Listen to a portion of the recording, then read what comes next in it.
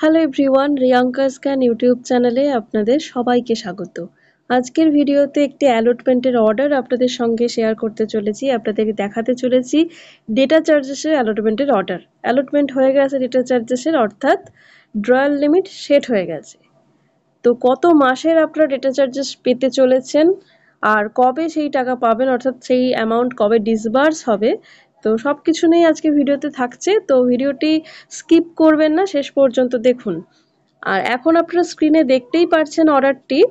এই অর্ডারটি পাবলিশড হয়েছে government of West Bengal directorate of ICDS scheme থেকে, অর্থাৎ পশ্চিমবঙ্গ সরকারের অধীন আইসিডিএস ডিরেক্টরেট থেকে এই অর্ডারটি পাবলিশড হয়েছে। তো মেমো নম্বরটা দেখতে পাচ্ছি আমরা ১৬০৫, আর ডেটটা হচ্ছে ১৭ই মে ২০২৪। তো গত পরশু দিনের এই অর্ডারটি ১৭ই মে ২০২৪, যার মেমো নম্বরটা দেখতে পাচ্ছি আমরা ১৬০৫। তো এই অর্ডারটা কিসের রেসপেক্টে হয়েছে, অর্থাৎ আমি যে বলছি ডেটা চার্জেস, তো সেটা দেখে নেব। দেখুন সাবজেক্ট হচ্ছে drawal limit under scheme WB ১৫৯, WB পোষণ অভিযান under 3975 towards data charges for AWC users. মানে ড্রয়াল লিমিট সেট করে দেওয়া হয়েছে। আপনারা আগেই জানেন যে PFMS এ এই বিলগুলো হয়। তো PFMS এর কোনো বিল করার আগে, মানে অ্যালটমেন্টের জন্য ড্রয়াল লিমিটটা সেট করে দেওয়া হয়। তো ড্রয়াল লিমিট সেট করে দেওয়ার পর বিলগুলো প্রসেস করা হয়। তো সেই অর্ডারটাই আর কি এটা, মানে ড্রয়াল লিমিট সেট করে দেওয়া হয়েছে আন্ডার 3975 পোষণ অভিযান স্কিম হচ্ছে WB ১৫৯, অর্থাৎ পোষণ অভিযান ১৫৯ স্কিমে ড্রয়াল লিমিটটা সেট করে দেওয়া হয়েছে towards data charges for AWC users, অর্থাৎ অঙ্গনওয়াড়ি ওয়ার্কার দিদিদের পোষণ ট্র্যাকারে কাজ করার জন্য যে ডেটা চার্জেস, সেই ডেটা চার্জেসের ড্রয়াল লিমিটটা সেট করে দেওয়া হয়েছে। এবার এই অর্ডারে কি কি লেখা আছে একটু আমরা দেখে নেব। কি লেখা আছে?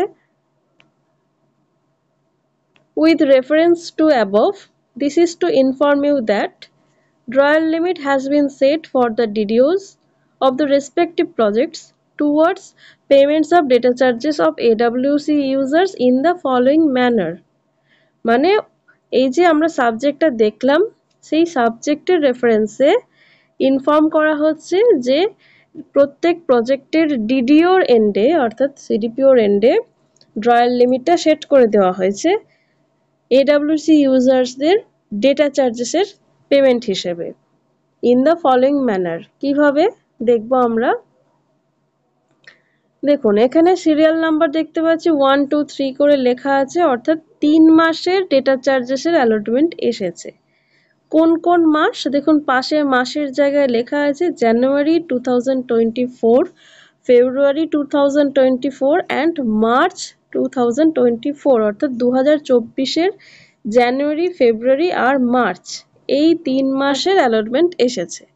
তারপর কি লেখা আছে? তার পরের কলমে লেখা আছে total AWC user eligible as per NEGD database. মানে NEGD ডেটাবেস অনুযায়ী কতজন টোটাল AWC ইউজার্স এই ডেটা চার্জেস পাওয়ার জন্য এলিজিবল হয়েছেন। NEGD ডেটাবেস মানে হচ্ছে পোষণ ট্র্যাকারে আপনারা যে কাজ করেন সেটা পোষণ ট্র্যাকার পোর্টালে রিফ্লেক্ট করে। তো সেই পোষণ পোর্টাল অনুযায়ী একটা ডেটাবেস তৈরি করা হয়। সেই পোর্টালে আপনাদের পারফরম্যান্স অনুযায়ী ডেটা চার্জেসের লিস্টটা সিস্টেম জেনারেটেড হয়, যেটা ম্যানুয়ালি তৈরি করা হয় না। তো সেই NEGDর যে ডেটাবেস, সেই ডেটাবেস অনুযায়ী দেখতে পাচ্ছি AWC ইউজার্স কতজন এলিজিবল হচ্ছেন ডেটা চার্জেস পাওয়ার জন্য, সেই সংখ্যাটা এখানে লেখা আছে। দেখুন জানুয়ারি মাসে লেখা আছে ১,১৫,৪৫৪ জন ওয়ার্কার। মানে আমাদের রাজ্যে পশ্চিমবঙ্গে ১,১৫,৪৫৪ জন অঙ্গনওয়াড়ি ওয়ার্কার দিদিরা ডেটা চার্জেসের জন্য এলিজিবল হচ্ছেন। এটা জানুয়ারি মাসে। ফেব্রুয়ারি মাসে সংখ্যাটা একটু বেড়েছে এবং মার্চ মাসেও সংখ্যাটা আরও বেশ কিছুটা ইনক্রিজ করেছে। দেখুন ফেব্রুয়ারি মাসে সেটা বেড়ে হয়েছে ১,১৫,৮৬৩ জন এবং মার্চ মাসে সেটা আরও কিছুটা বেড়ে হয়েছে ১,১৬,১২০ জন। তো এটা একটা ভীষণ ভালো দিক যে আমাদের রাজ্যের এতজন অঙ্গনওয়াড়ি ওয়ার্কার দিদিরা পোষণ ট্রাকারে কাজ করছেন এবং ডেটা চার্জেসের জন্য এলিজিবল হচ্ছেন। এটা ভীষণ একটা পজিটিভ দিক। এটা ডেটা চার্জেসের অর্ডার হয়েছে, এরপরে ইনসেনটিভেরও অর্ডার আসবে। আপনারা আমার চ্যানেলে চোখ রাখবেন, সব অর্ডারগুলোই আমি আপনাদের মোটামুটি দেখিয়ে দিই। তো এখানে টোটালটা শো করছে, তো যেটা বুঝলাম যে মার্চ মাসের জন্য টোটাল এলিজিবল অঙ্গনওয়াড়ি ওয়ার্কার দিদিরা 1,16,120 জন।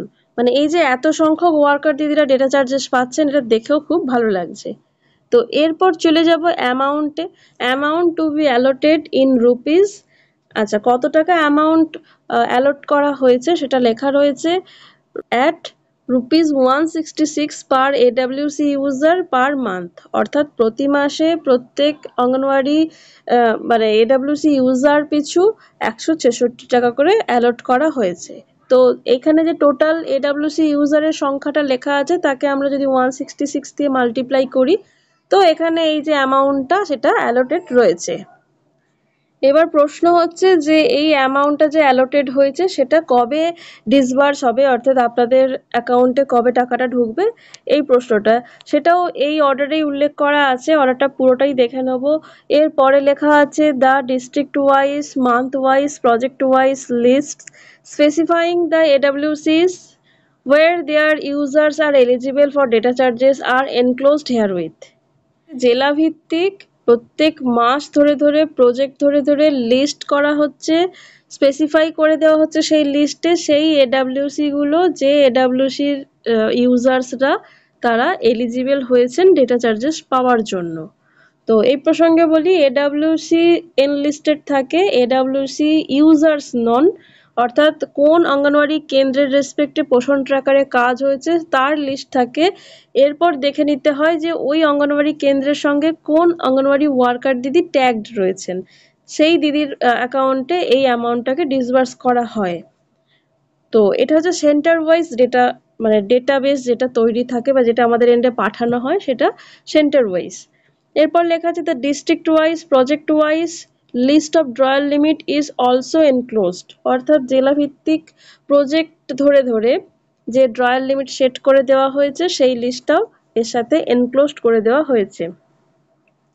এরপর লেখা রয়েছে you are requested to communicate the same to the CDPOs with the instruction to disburse the amount to the eligible AWC users as per specified as specified in the list at ₹166 per month within 11th of June 2024 positively and submit the utilization certificate in the prescribed format।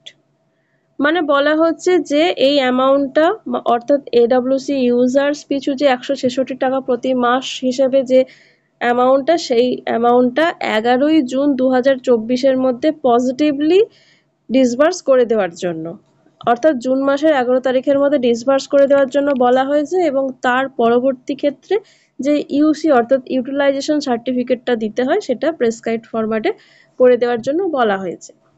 তো এই উত্তরটাও তাহলে চলে এলো যে কবে মানে কত তারিখের মধ্যে আপনারা এই টাকাটা আপনাদের অ্যাকাউন্টে ঢুকছে সেই উত্তরটাও আমরা পেয়ে গেলাম, অর্থাৎ 11ই জুন 2024-এর মধ্যে এই অ্যামাউন্টটা পজিটিভলি পেয়ে যাওয়ার কথা। তো এই হলো ডেটা চার্জেসের পুরো অর্ডারটা আপনাদের সঙ্গে শেয়ার করে দিলাম, কি লেখা আছে পুরো বিস্তারিত আলোচনা করলাম। তো এরপরে ইনসেনটিভেরও অর্ডার হতে চলেছে। আর এসএনপির ব্যাপারে বলেছিলাম আগে, এসএনপির একটু ক্যালকুলেশনটা নিয়ে আমার একটু কনফিউশন অ্যারাইজ করছে, সেই জন্য আমি এটা পাবলিকলি বলছি না। তো আমি যখন নিশ্চিত হয়ে যাব তখন অবশ্যই আপনাদের সামনে আনবো। আর এ প্রসঙ্গে বলে রাখি যে এসএনপি অ্যালটমেন্ট যা এসেছিল তাতে মার্চ পর্যন্ত এসএনপি বিল ক্লিয়ার হয়ে যাওয়ার কথা, অর্থাৎ ওয়ার্কার দিদিরা মার্চ পর্যন্ত এসএনপি বিল ডেফিনেটলি পেয়ে যাওয়ার কথা, কিছু কিছু ক্ষেত্রে এপ্রিল মাসটাও পেয়ে যাওয়ার কথা। তো সেটা ডিপেন্ড করছে, সবার ক্ষেত্রে একই স্ট্যাটাস হবে না, প্রজেক্ট ওয়াইজ ডিফারেন্ট স্ট্যাটাস থাকবে, সেটা এইভাবে স্পেসিফিক্যালি বলা যায় না।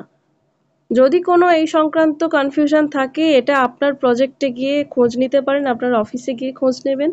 এগুলো তো প্রজেক্ট ওয়াইজ আলাদা আলাদা রিপোর্ট হয়, তো সেটা এইভাবে স্পেসিফিক্যালি বলা যায় না। তবে মার্চ পর্যন্ত কনফার্ম সবারই এসএনপি অ্যালটমেন্ট, মানে সবারই এসএনপি বিল ক্রেডিট হয়ে যাওয়ার কথা। এপ্রিলও কিছু কিছু প্রজেক্টের ক্ষেত্রে এপ্রিলও বিল হয়ে যাওয়ার কথা।